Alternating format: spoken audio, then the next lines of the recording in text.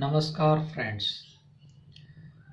હું પટેલ યોગેશ તમારું ગુજરાત માધ્યમિક શિક્ષણ બોર્ડ દ્વારા આયોજિત ઓનલાઈન JEE લેક્ચરમાં તમારું હાર્દિક સ્વાગત કરું છું. આપણે અગાઉના લેક્ચરોમાં સંભાવનાના દાખલાઓ જોયા હતા. આજે પણ આપણે આગળ વધુ સંભાવનાઓના દાખલાઓ જોઈશું. चलो આપણે દાખલાઓ તરફ જઈએ. यूनिट 14 संभावना, जिसमें अपना फर्स्ट क्वेश्चन है, धारो के n ग्रेटर देन और इक्वल टू 3 व्यक्ति एक हाરમાં બેઠા છે. તેમાંથી યાદચ્છિક રીતે બે વ્યક્તિ પસંદ કરવામાં આવે છે અને તે બંને પાસે પાસે ન હોય તેની સંભાવના શોધવાની ગઈ છે. તો અહીંયા આપણી પાસે દાખલામાં n વ્યક્તિઓ છે, એ જે હારમાં બેઠેલા છે તેમાંથી આપણે બે વ્યક્તિ પસંદ કરવાના ગયા છે. બે ઓલરેડી બેઠેલા તો છે, તેમાંથી આપણે પસંદ કરવાના છે, એટલે કે આપણે અહીંયા ગોઠવણી કરવાની નથી, ફક્ત પસંદગી જ કરવાની છે. તો આપણી પાસે n વ્યક્તિમાંથી બે વ્યક્તિની પસંદગી કરવાના કુલ પ્રકાર એટલે n ઓફ s બરાબર nc2, એટલે કુલ વ્યક્તિમાંથી બેની પસંદગી. હવે આ બે વ્યક્તિની પસંદગી કેવી કરવાની છે? જે બંને પાસે પાસે ન હોય. તો આપણી પાસે જુઓ કે બે વ્યક્તિ પાસે પાસે ન હોય, તે રીતે બાકી વધેલી વ્યક્તિ કેટલી થાય? n-2 થશે. તો અહીંયા આપણે x તરીકે જે મેં દર્શાવ્યું છે એ આપણી પાસે શું છે? n-2 વ્યક્તિ બેઠેલા હતા. હવે જે ડોટ છે એ ડોટ કયા છે? જે પાસે પાસે ન હોય તેવી વ્યક્તિ, એટલે અહીંયા બેઠો હોય, અહીંયા બેઠો હોય, અહીંયા બેઠો હોય, અહીંયા બેઠો હોય, પાછળ બેઠો હોય. તો આ જે ડોટ જે છે એ જે નિશ્ચિત બે વ્યક્તિ પાસે પાસે ન બેઠા હોય તે વ્યક્તિઓના સ્થાન છે. તો આવા વ્યક્તિઓના જે સ્થાન છે ટોટલ n-1 થશે. બરાબર, આ x એ n-2 છે અને એક વધારાનું સ્થાન, અહીંયા વધારાનું એક સ્થાન, એટલે એમાં એક +1 કરો એટલે શું આવે? n-1. એટલે કે x એ n-2 વ્યક્તિ દર્શાવે છે. ડોટ એ બે વ્યક્તિ માટેના સ્થાન છે જે પાસે પાસે ન હોય તેવા n-1 સ્થાન છે. તો n-1 સ્થાન પર એ બે વ્યક્તિ બેસેલા હોય તો તેમાંથી તેની પસંદગી આપણે કરવાની છે. તો માટે ઘટના આપણે એ કહીએ, બરાબર, કે પાસે બે વ્યક્તિઓ ન બેઠી હોય તેને ઘટના એ કહીએ. તો માટે n ઓફ a બરાબર થશે n-1c2. બરાબર, કેમ કે અહીંયા પસંદગી ખાલી કરવાની કહી છે, ગોઠવણી કરવાની નથી. તો માટે કુલ સંભાવના આપણી પાસે, એટલે કે માગેલી ઘટના એની સંભાવના બનશે n-1c2 ભાગ્યા nc2. n-1c2 n-1 આમાં પણ by2 હશે, કેન્સલ થઈ જશે, અને nc2 n-1 કેન્સલ. તો જવાબ આવશે n-2/n. નેક્સ્ટ એક્ઝામ્પલ છે, એક પેટીમાં 3 લાલ, 4 સફેદ અને 5 વાદળી રંગના દડા છે. યાદચ્છિક રીતે બે દડા પસંદ કરવામાં આવે તો તે ભિન્ન રંગના દડા હોય તેની સંભાવના શોધવાનું કહ્યું છે. આપણે પેટીમાંથી કેટલા દડા પસંદ કરવાના છે? 2 દડા. તો પહેલાં પેટીમાં કુલ દડાઓની સંખ્યા જોઈએ. તો 3 લાલ, 4 સફેદ, 5 વાદળ, એટલે 12 દડા છે, જેમાંથી બેની પસંદગી કરવાની છે. તો n ઓફ s બરાબર 12 દડામાંથી બેની પસંદગી, એટલે 12c2. હવે આ બે દડા કેવા પસંદ કરવાના છે? ભિન્ન રંગના હોય. તો માગેલ સંભાવના, બરાબર, p ઓફ rw, એટલે કે એક લાલ હોય એક સફેદ, અથવા p ઓફ wb, એટલે કે વ્હાઈટ અને વાદળી, સફેદ અને વાદળી, અથવા p ઓફ rb, એટલે કે લાલ અને વાદળી. હવે આપણી પાસે લાલ રંગના દડા કેટલા છે? 3, સફેદ 4 છે અને કાળા કેટલા? અરે વાદળી 5 છે અને કુલ દડા 12. તો છેદમાં તો 12c2 આવશે અને અંશમાં જે છે આ બ્રેકેટ લખ્યું છે એ પ્રમાણે આવશે. તો જુઓ, અંશમાં તમારી પાસે રેડ 3 છે એટલે અહીંયા આવ્યું 3c1 4c1 છેદમાં 12c1 ડબલ્યુ અને બી તો સફેદ 4 એટલે 4c1 વાદળી 5 એટલે 5c1 છેદમાં 12c2 લાલ 3 છે એટલે 3c1 વાદળી 5 એટલે 5c1 છેદમાં 12c2 તો હવે આખાની ગણતરી કરતાં આપણી પાસે કિંમતો બનશે 3c1 3 4c1 4 અહીંયા 4c1 4 5c1 5 plus 3c1 3 5c1 5 અને 12c2 એટલે 12 ગુણ્યા 11 ભાગ્યા 2 ક્લિયર આ થયું 12 4 5 20 15 આ ફેક્ટર કેન્સલ થાય 2 એટલે 2 ફેક્ટર એટલે 6 6 ગુણ્યા 11 66 અંશનો સરવાળો કરો એટલે 47 ભાગ્યા 66 એ તમારો જવાબ બનશે. ચલો એક અષ્ટકોણ કે જેની બધી બાજુઓ સમાન હોય તેવો સમાન અષ્ટકોણના 4 શિરોબિંદુઓ પસંદ કરવામાં આવે છે અને તેનાથી બનતા ચતુષ્કોણમાં લંબચોરસ હોય તેની સંભાવના શોધવાનું કહે છે. બરાબર, અષ્ટકોણ જે અષ્ટકોણમાંથી 4 બિંદુઓ પસંદ કરો એટલે આપણી પાસે ચતુષ્કોણ બને. ક્લિયર? તો જો અષ્ટકોણમાં 8 શિરોબિંદુ છે n ઓફ s 8માંથી 4 શિરોબિંદુ પસંદ કરતા ચતુષ્કોણ બને એટલે જવાબમાં આવશે 8c4. 8c4 ની ગણતરી કરીએ એટલે 8 7 6 5 4 3 2 1 આ બધું કેન્સલ કરતા બરાબર 4 દુ 8 અહીંયા 3 દુ 6 એટલે 35 દુ 70 થશે બરાબર એટલે અહીંયા જવાબ આવશે 70. હવે ઘટના એ આપણે કહીએ છીએ કે જે ચતુષ્કોણ હોય ચતુષ્કોણમાં ચોરસ લંબચોરસ બને. બરાબર, તો n ઓફ a અષ્ટકોણમાં લંબચોરસ ફક્ત 2 જ બને. કઈ રીતે?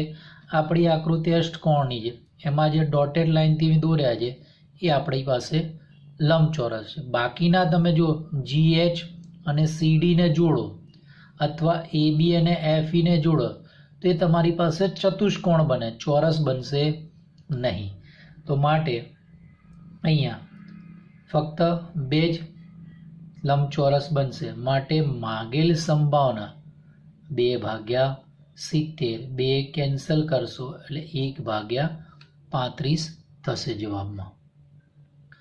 ચલો નેક્સ્ટ એક્ઝામ્પલમાં આપ્યું છે જો 1 રૂપિયાના m સિક્કા અને 2 રૂપિયાના n સિક્કાઓને એક હારમાં મૂકવામાં આવે છે. જો 2 રૂપિયાના સિક્કા બંને બાજુના છેડા પર હોય તેની સંભાવના શોધવાનું. હવે અહીંયા હારમાં ગોઠવણી કરવાની છે. હવે આપણી પાસે જો 1 રૂપિયાના m સિક્કા છે અને 2 રૂપિયાના n સિક્કા છે જેને હારમાં મૂકવાના તો આપણી પાસે કુલ સિક્કાઓની સંખ્યા કેટલી થશે? m plus n. તો m પ્લસ n સિક્કાઓની કુલ ગોઠવણી એટલે m પ્લસ n ફેક્ટોરિયલ અને 1 રૂપિયાના સરખા સિક્કા હોય અને 2 રૂપિયાના સરખા સિક્કા એટલે સમ સ્વરૂપની ગણતરી પ્રમાણે છેદમાં આવે m factorial into n factorial.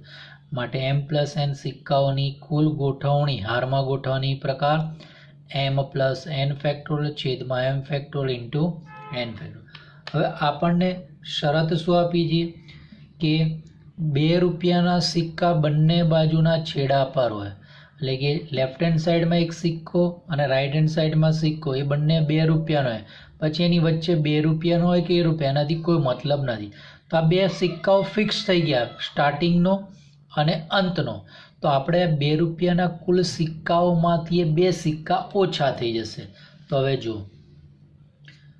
જો છેડાઓ પર 2 રૂપિયાના સિક્કા હોય તે નિશ્ચિત છે માટે 2 સિક્કા ઓછા થતાં 2 રૂપિયાના n-2 સિક્કા વધે અને 1 રૂપિયાના સિક્કા તો આપણી પાસે હતા તેના એટલે એમાં કોઈ ઓછું થતું નથી. તો માટે 1 રૂપિયાના m સિક્કા અને 2 રૂપિયાના n-2 સિક્કા એટલે ટોટલ સિક્કા કેટલા થશે? m વત્તા n-2 એને હારમાં મૂકવાના કુલ પ્રકાર તો આવશે m પ્લસ n-2 ફેક્ટોરિયલ અને સમ સ્વરૂપની વ્યાખ્યા પ્રમાણે છેદમાં m ફેક્ટોરિયલ અને n-2 ફેક્ટોરિયલ થશે.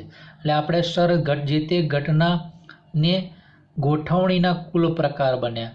તો આપણે માગેલ સંભાવના શું થશે? આના ભાગ્યા અને આપણે આગળ જે શોધ્યું હતું આ આવશે. ક્લિયર? તો માગેલ સંભાવના જો m+n-2 ફેક્ટોરિયલ છેદમાં m factorial into n - 2 factorial આખાના છેદમાં m+n ફેક્ટોરિયલ છેદમાં m ફેક્ટોરિયલ. આ m ફેક્ટોરિયલ કેન્સલ થયું. હવે અહીંયા m+n-2 ફેક્ટોરિયલ આ છેદમાં હવે n - 2 ફેક્ટોરિયલ ગુણ્યા છેદનો છેદ અંશમાં જશે એટલે n ફેક્ટોરિયલ અંશમાં m+n ફેક્ટોરિયલ. હવે આપણે મોટા ફેક્ટોરિયલને નાના ફેક્ટોરિયલમાં કન્વર્ટ કરીએ તો અહીંયા આપણી પાસે છે m+n-2 ફેક્ટોરિયલ m+n. તો આ બંનેમાં મોટું કોણ? m+n. એને આપણે આમાં કન્વર્ટ કરીશું. આ બંનેમાં મોટું કોણ? n. તો n ને આમાં ફેરવી દો. તો જો m+n-2 factorial n-1 n-2 factorial છેદમાં n-2 ફેક્ટોરિયલ. આની વાત m+n 1 ઓછા કરતા m+n-1 1 ઓછું કરતા m+n-2 ફેક્ટોરિયલ.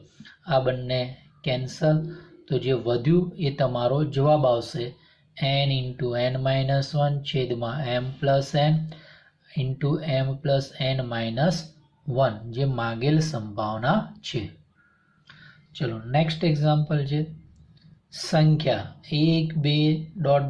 100 માંથી યાદચ્છિક રીતે બે સંખ્યા પસંદ કરવામાં આવે છે અને તેમનો ગુણાકાર કરવામાં આવે છે.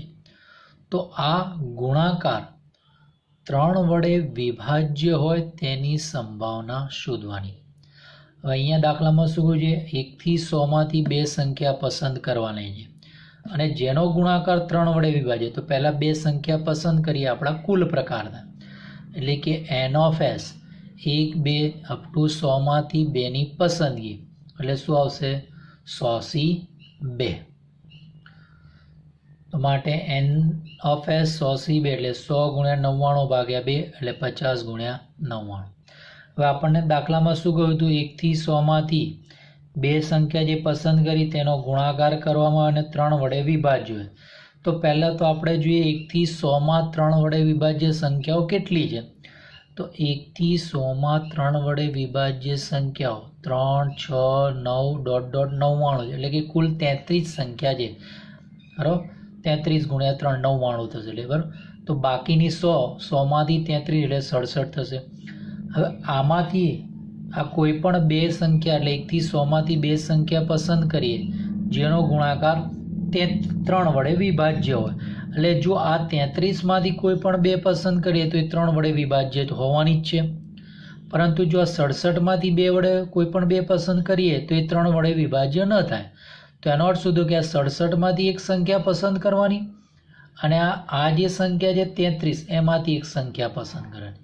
તો માટે માંગેલ સંભાવના અહીંયા જુઓ, આ 33 માંથી એક સંખ્યા અને આ જે 3 ને ગુણક નથી તેવી 67 માંથી એક સંખ્યા એટલે થઈ ગઈ 1 થી 100 માંથી કુલ બે સંખ્યાઓની પસંદગી.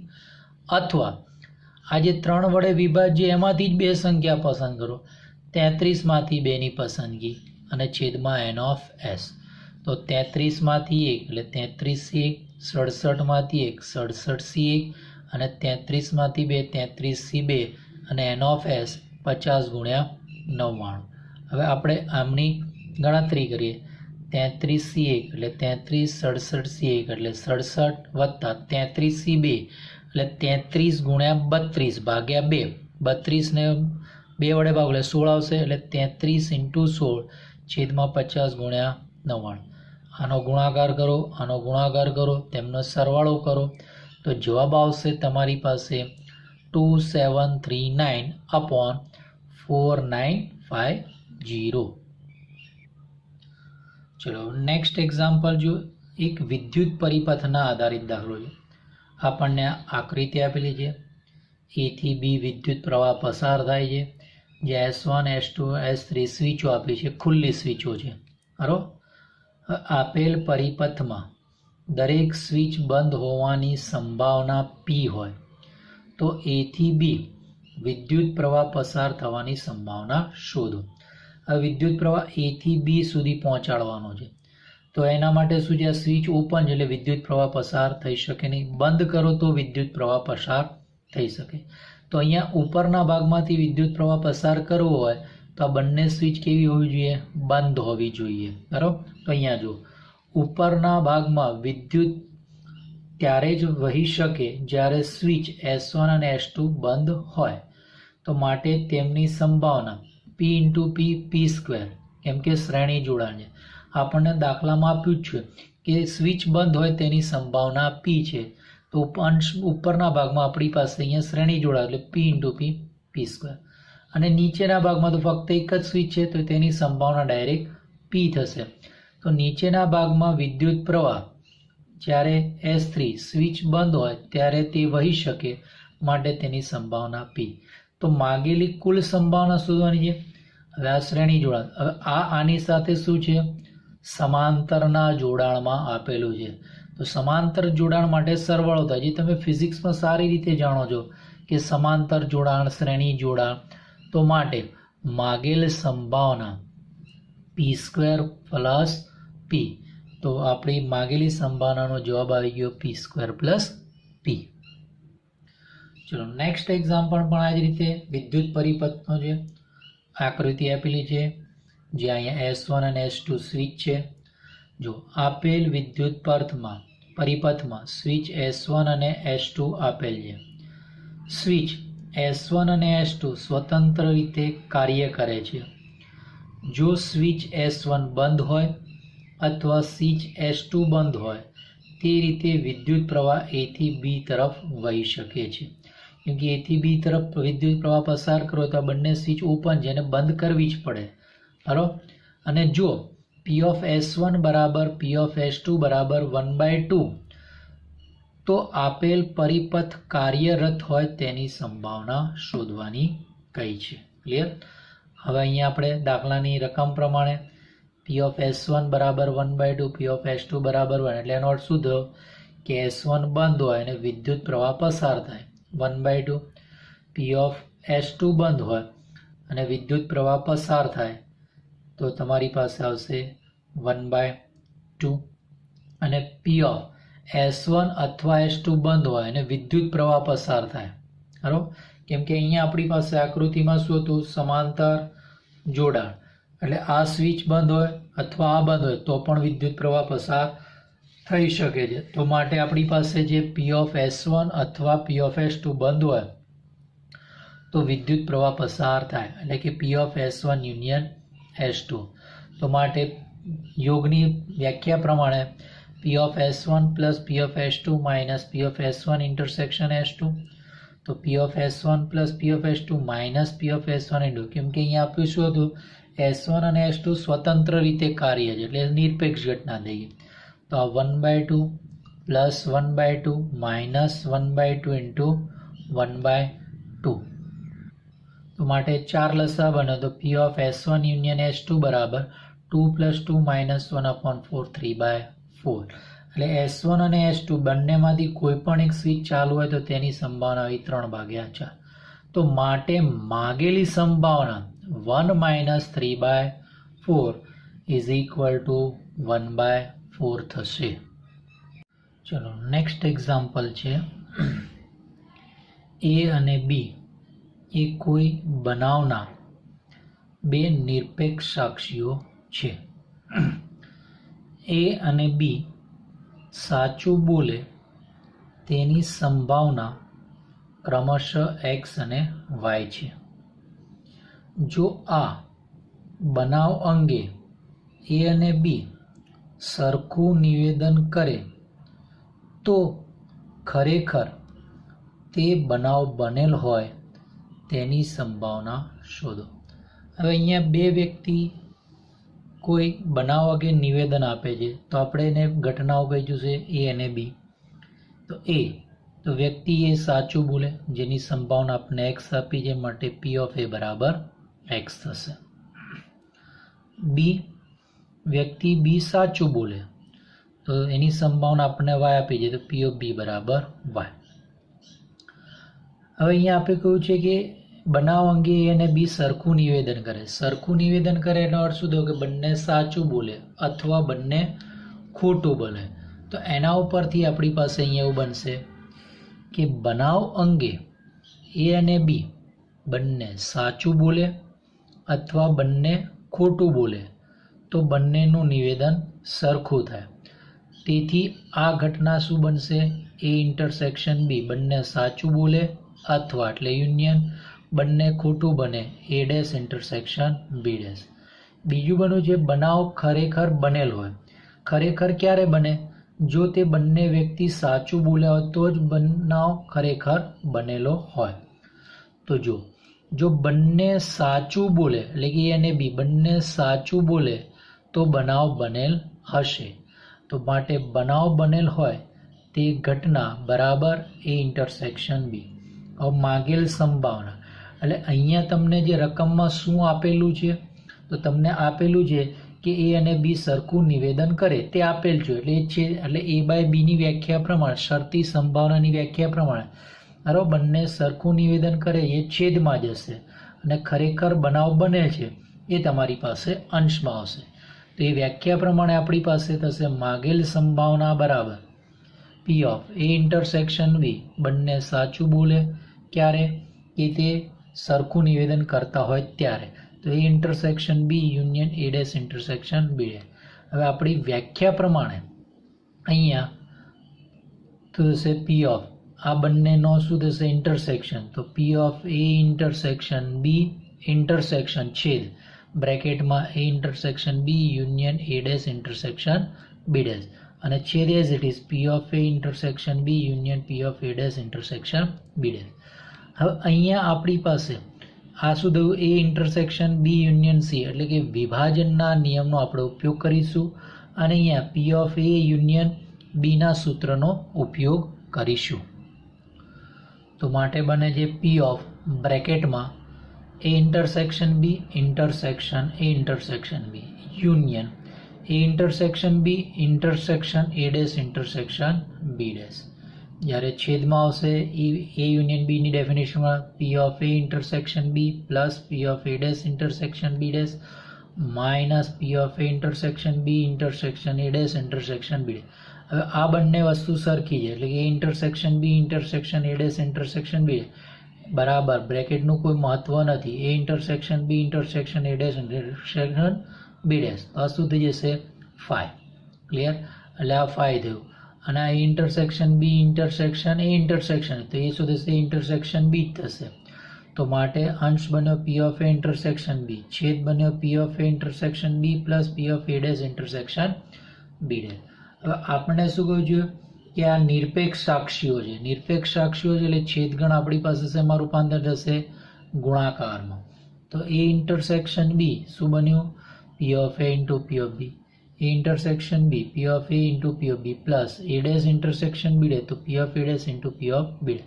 આ ડેશ દૂર કરીએ તો P of A into P of B છેદમાં P of A into P of B plus 1 minus P of A 1 minus P of B.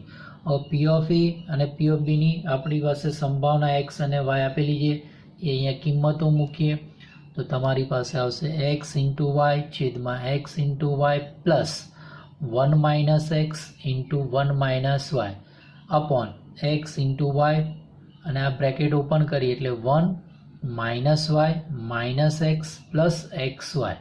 Clear? તો અહીંયા તમારી પાસે X Y upon 1 minus X minus Y plus 2 XY જવાબ આવશે. ચલો next example છે 0 0 0 1 0 2 dot dot dot 49. અંકિત કરેલ 50 ટિકિટોમાંથી એક ટિકિટ પસંદ કરવામાં આવે છે. જો પસંદ થયેલ ટિકિટ પરના અંકોનો ગુણાકાર 0 હોય તેમ આપેલ હોય તો અંકોનો સરવાળો 8 થાય તેની સંભાવના શોધવાની ગઈ. બરાબર? તો અહીંયા ટિકિટ પરના અંકોમાંથી અંકોને આધારે દાખલાનો જવાબ આપવાનો છે. તો પહેલાં આપણી પાસે એસ ટિકિટ આપી છે 0 0 0 1 અપ ટુ 14 એટલે ટોટલ 50 ટિકિટ છે એટલે એન ઓફ એસ બરાબર 50. હવે અહીંયા બે ઘટનાઓની વાત કહી છે.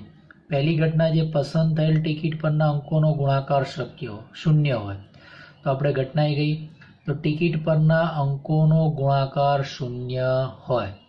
તો શૂન્ય હોય તેવું ક્યારે શક્ય હોય? 0, 0, 0, 1 to up to 09, પછી 10, 20, 30 અને 40. એટલે આ ટોટલ કેટલા ઘટકો આવશે? 14. તો n of a બરાબર 14.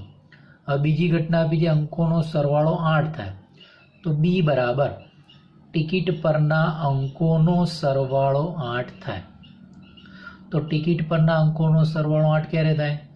0, 8, 17, 26, 35, 44. એટલે n of b બરાબર 5. હવે આપણને અહીંયા ગુણાકાર શૂન્ય હોય તેમ આપેલું હોય ત્યારે અંકોનો સરવાળો એટલે a/b શરતી સંભાવનાના સૂત્રનો ઉપયોગ કરવો પડશે. એટલે છેદગણ જોઈશે તો a ઇન્ટરસેક્શન b શોધીશું તો ફક્ત આવશે 0, 8. એટલે n of a intersection b બરાબર 1. હવે અહીંયા શું આપેલું છે? જે આપેલું હોય આપણે નીચે લખવાનું. તો અહીંયા આપણે શું છે? અંકોનો ગુણાકાર શૂન્ય છે તેમ આપેલું છે. એ આપેલું છે એટલે કે આ ઘટના એ આપેલી એટલે એ છેદમાં જશે અને અંકોનો સરવાળો 8 થાય તે શોધવાનું છે એને એ અંશમાં રહેશે. તો આપણે ડેફિનેશન પ્રમાણે થશે p of b by a. તો p of b intersection a upon p of a. b intersection a આમાં 1 અને u માં ટોટલ ઘટકો s માં કેટલા? 50. એટલે 1/50. p of a એમાં 14 ઘટકો એટલે 14/50, 50, 50 કેન્સલ.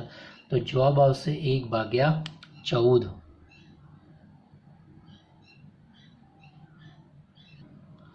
ચલો હવે નેક્સ્ટ એક્ઝામ્પલ છે. રાજેશ પાસો ઉછાળવાની રમત રમવા માટે સંમત થાય છે. જો પાસા પરનો ક્રમાંક 1 અથવા 2 આવે તો તે ₹2 ગુમાવે છે. જો પાસા પર ક્રમાંક 3 અથવા 4 અથવા 5 આવે તો તે ₹5 મેળવે છે. અને જો ક્રમાંક 6 આવે તો તે ₹10 મેળવે છે. તો રાજેશને મળતી રકમને યાદચ્છિક ચલ x લઈએ તો xનું સંભાવના વિતરણ મેળવો તથા e of x શોધો. એટલે કે રાજેશનું અપેક્ષિત મૂલ્ય શોધો. હવે જ્યારે પણ આવો કોઈ દાખલો હોય કે જેમાં રૂપિયાની વાત કરવાની આવતી ત્યારે હંમેશા સંભાવના વિતરણમાં x એ રૂપિયા તરીકે અહીંયા ગણવામાં આવે છે. અહીંયા પાસો ફેંકવાનો છે, એક વખત ઉછાળવાનો છે તો u બરાબર આવશે 1 to 6. તો એનું સંભાવના વિતરણ x uથી આ અને એની ડેફિનેશન બનશે આપણી પાસે x of u પાસા પર u મળવાથી રાજેશને થતા નફો એટલે પૈસા મળે તો આપણે નફો કરીએ, ગુમાવે તો ખોટ જાય. હવે અહીંયા આપણને રકમમાં આપ્યું હતું કે જો 1 અથવા 2 આવે તો એ શું છે? ₹2 ગુમાવે એટલે એને માઇનસમાં લઈશું, મેળવે ને પ્લસમાં લઈશું. એટલે આવશે x of 1 બરાબર x of 2 બરાબર -2. જ્યારે 3, 4 અને 5 આવે તો 5 મેળવે છે રૂપિયા. તો x of 3 બરાબર x of 4 બરાબર x of 5 બરાબર 5. અને જ્યારે 6 આવે ત્યારે તે ₹10 મળે એટલે x of 6 બરાબર 10. તો માટે xનો વિસ્તાર શું આવશે? -2, 5 અને 10. હવે આને ડાયરેક્ટ આપણે સંભાવના વિતરણ શોધી નાખીએ. તો જો સંભાવના વિતરણ x p of x -2, 5 અને 10. હવે -2 ક્યારે ક્યારે મળે છે? 1 મળે અને 2 મળે ત્યારે. અને આપણી પાસે પાસા પરના કુલ ઘટકો 6 તો આ 2 ઘટકો આગળ મળે છે તો માટે 2/6. ₹5 ક્યારે મળે છે? 3, 4 અને 5 મળે છે અને કુલ સંખ્યા કેટલી છે પાસા પરની? 6 એટલે 3/6. ₹10 ક્યારે મળે? જ્યારે 6 એટલે એક ઘટક હોય ત્યારે એટલે 1/6. તો આ એનું સંભાવના વિતરણ આપણે શોધી નાખ્યું. હવે એનું આપણે અપેક્ષિત મૂલ્ય શોધવાનું છે એટલે કે e of x. તો e of x આપણી પાસે સૂત્ર છે e of x નું σxi into pxi. એટલે આ બંનેનો ગુણાકાર કરીને સરવાળો.